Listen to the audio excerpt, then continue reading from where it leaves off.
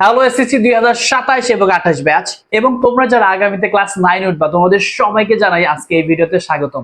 আজকে আমরা শিখবো ট্যাগ কোশ্চেন। এসএসসি তে যতগুলো গ্রামাটিক্যাল আইটেম রয়েছে তার ভেতর থেকে সবথেকে সহজ এবং সবথেকে ইজিয়েস্ট টপিক হচ্ছে এই ট্যাগ কোশ্চেন। তারপরে এই টপিকটা অনেকের কাছে কঠিন এবং ভয়ের কারণ হয়ে থাকে। আজকে মাত্র 6টি রুলস এবং 3টি পার্টের মাধ্যমে আমরা পুরো ট্যাগ কোশ্চেনটাকে এমন ভাবে কভার করব, তোমরা যদি এই ক্লাসটা মনোযোগ সহকারে দেখো তাহলে ট্যাগ কোশ্চেনে তুমি বস হয়ে যাবা এবং পরীক্ষাতে 5-এ 5 পাবা, এটার গ্যারান্টি আমি দিচ্ছি। তো চলো কথাবার্তা না বাড়িয়ে শুরু করা যাক আজকের মূল আলোচনা। ট্যাগ কোশ্চেন, ট্যাগ শব্দের অর্থ হচ্ছে জুড়ে দেওয়া আর কোশ্চেন শব্দের অর্থ হচ্ছে প্রশ্ন।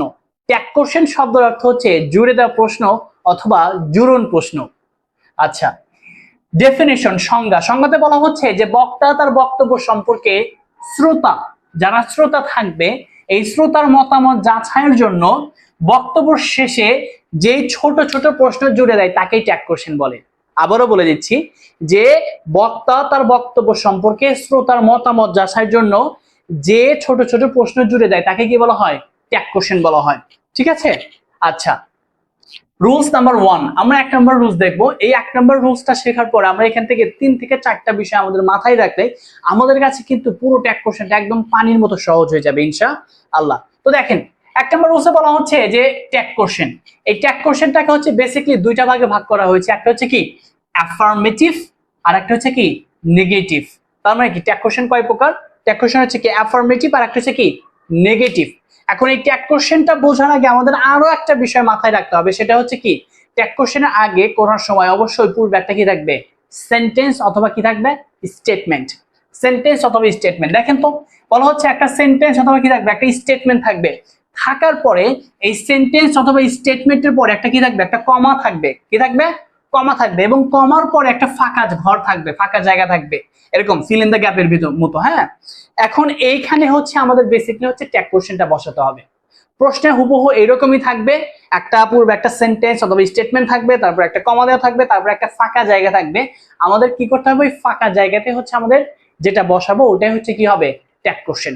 এই জন্য বলা হয় যে এটা হচ্ছে ধরতে গেলে অন কাইন্ড অফ হচ্ছে একটা মানে কি একটা বক্তব্য। এই যেখানে বলছিলাম না যে বক্তা তার বক্তব্য সম্পর্কে, অর্থাৎ এটা হচ্ছে কি হবে? বক্তব্য। আর এই বক্তব্য সম্পর্কে শ্রোতার মতামত জানতে চাওয়া হবে। এই জানতে চাওয়ার জন্য এখানে একটা প্রশ্ন জুড়ে দেবে। ঠিক আছে? অনেক সময় আমরা ওয়াজ মাহফিলে যাই না, একজন বক্তা বক্তব্য দিতে দিতে অনেক সময় বলে চিল্লায় বলেন ঠিক কি না। তার মানে এই যে একটা সে যে বক্তব্য দিল, বক্তব্য দেওয়ার পর একটা ছোট যে একটা কোশ্চেন জুড়ে দিল, একটা প্রশ্ন জুড়ে দিল, এটাই হচ্ছে কি বেসিকলি ট্যাগ কোশ্চেন। তাহলে 1 নম্বর রুলস আমরা কি শিখছি? যে ট্যাগ কোশ্চেন হচ্ছে কয় প্রকার? একটা হচ্ছে অ্যাফার্মেটিভ আর একটা হচ্ছে কি নেগেটিভ। আচ্ছা, অ্যাফার্মেটিভ মানে কি? হ্যাঁ বোধক, অর্থাৎ ট্যাগটা কি হবে? হ্যাঁ বোধক হবে। আর নেগেটিভ বলতে বোঝানো হচ্ছে ট্যাগটা কি হবে? না বোধক হবে। এখন এইখানে আরো একটা বিষয় আমাদের একটুখানি মাথায় রাখতে হবে যে যদি এই স্টেটমেন্টটা বা এই সেন্টেন্সটা যদি অ্যাফার্মেটিভ হয় তাহলে কিন্তু ট্যাগ কোশ্চেনটা আমাদের কি হবে? নেগেটিভ হবে। যদি স্টেটমেন্টটা যদি কি হয়? অ্যাফার্মেটিভ হয় তাহলে ট্যাগটা হবে কি? নেগেটিভ। আমি একটু মার্কারটা চেঞ্জ করে নিচ্ছি। তাহলে কি বলছে? যদি স্টেটমেন্টটা যদি কি হয়? অ্যাফার্মেটিভ হয় তাহলে ট্যাগটা কি হবে? নেগেটিভ। আর যদি স্টেটমেন্টটাই যদি নেগেটিভ হয় তাহলে ট্যাগ কোশ্চেনটা কি হবে? অ্যাফার্মেটিভ। এখন একটুখানি স্ট্রাকচারটা দেখা যাক যে আসলে স্ট্রাকচারটা কেমন হবে। স্ট্রাকচার হচ্ছে আপনার যদি অ্যাফার্মেটিভ হয় তাহলে ট্যাগ কোশ্চেনটা কি হবে? প্রথমে অক্সিলারি ভার্ব বসাতে হবে, তারপরে সাবজেক্ট বসাতে হবে এবং শেষে বসাতে হবে কোশ্চেন মার্ক। যদি নেগেটিভ হয় সেক্ষেত্রে কি বসবে? অক্সিলারি ভার্বের সাথে কি বসবে? নট, এবং তারপরে সাবজেক্ট এবং তারপরে কি? প্রশ্নবোধক চিহ্ন। এটা কিন্তু ফলো করতে হবে এইভাবে। যদি স্টেটমেন্টটা কি হয়? অ্যাফার্মেটিভ হয়, ট্যাগ কোশ্চেনটা কি হবে? এইটা। আর যদি স্টেটমেন্টটা যদি নেগেটিভ হয় তাহলে ট্যাগ কোশ্চেন করতে হবে এটা। ভেরি সিম্পল, একদম সহজ। আচ্ছা, তারপরে এখানে আরেকটা বিষয় মাথায় রাখতে হবে, সেটা হচ্ছে যে সাবজেক্টটা যে থাকবে এই সাবজেক্টটা কিন্তু আমরা যেটা থাকবে আমরা কিন্তু ওইটাই ব্যবহার করতে পারবো না। সবসময় সাবজেক্টটাকে আমাদের কি ব্যবহার করতে হবে? প্রোনাউন ব্যবহার করতে হবে। সবসময় কি ব্যবহার করব? প্রোনাউন।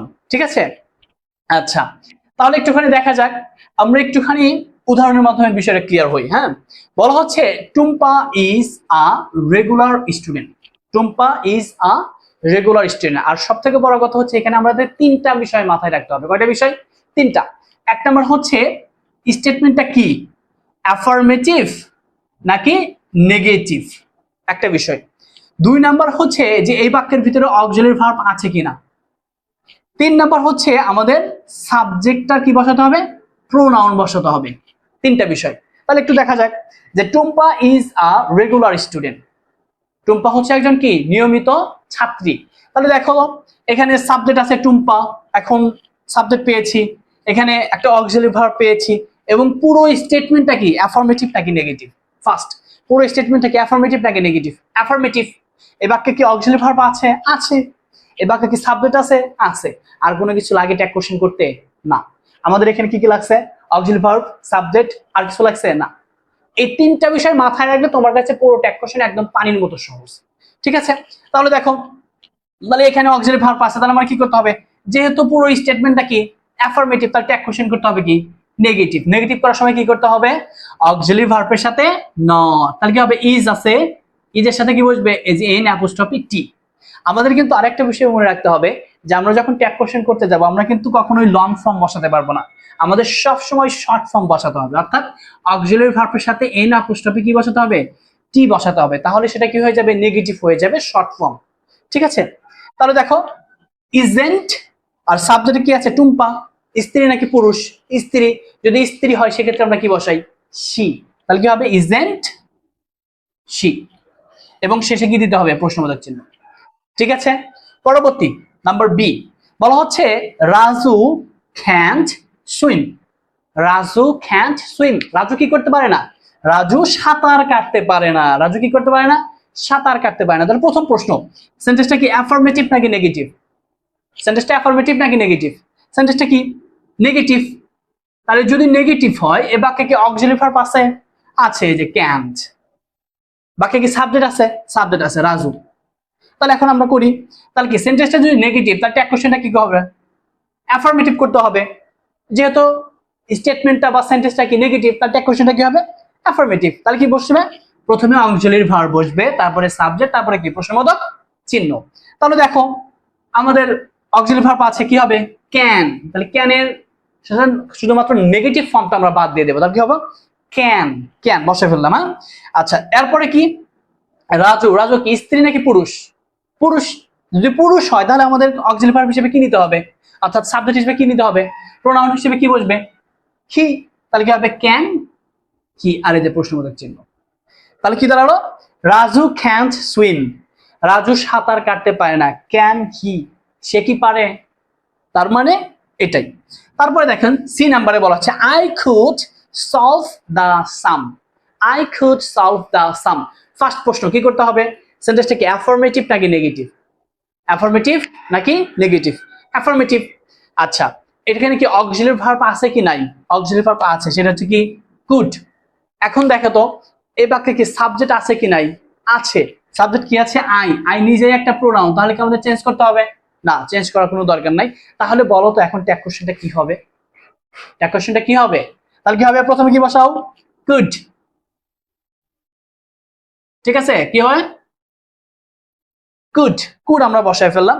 এখন দেখো তো যেহেতু অ্যাফার্মেটিভ তাহলে ট্যাগ কোশ্চেনটা কি হবে, অক্সিলারি ভার্বের সাথে কি বসবে, নট। তাহলে অক্সিলারি নট বসায় আমরা একটুখানি এন অ্যাপোস্ট্রফি টি, তারপরে কি বসাতে হবে,